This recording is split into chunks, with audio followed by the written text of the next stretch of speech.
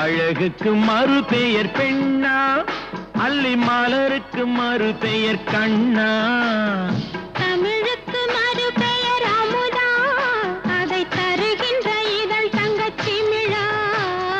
அழகுக்கு மறு பெயர் பெண்ணா, அல்லி மலருக்கு மறு பெயர் கண்ணா.